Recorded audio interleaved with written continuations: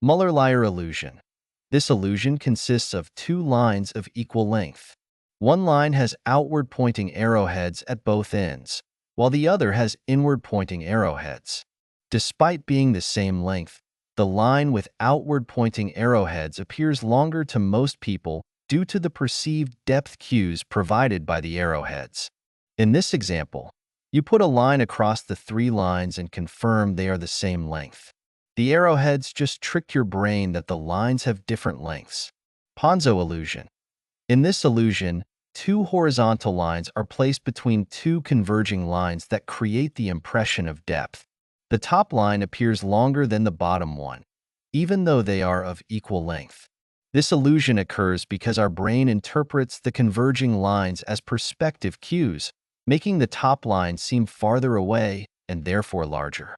Herring illusion. This illusion consists of straight lines that appear to be bowed outwards due to the arrangement of surrounding lines and angles. The parallel lines appear to be curved, even though they are straight, due to the contrast and angles of the surrounding lines. Kanizza Triangle. This illusion involves the perception of an illusory triangle when three Pac-Man shapes are arranged to suggest a triangle. Our brain tends to fill in gaps and complete figures, leading us to perceive a triangle even though no triangle is explicitly drawn. Zollner Illusion. In this illusion, parallel lines appear to be slanted due to the presence of diagonal lines crossing over them.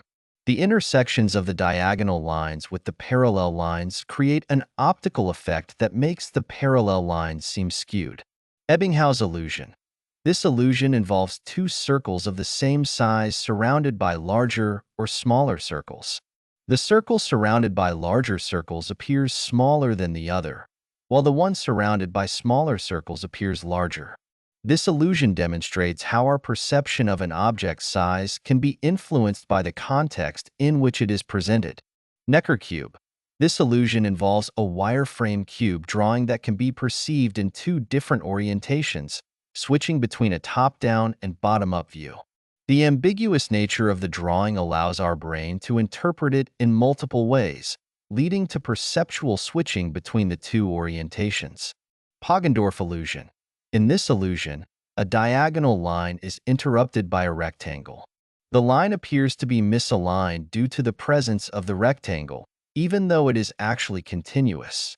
This illusion demonstrates how our brain can misinterpret the position of lines when they are interrupted by other shapes. Peripheral drift illusion. This illusion involves a pattern of overlapping circles that appear to rotate, even though they are stationary.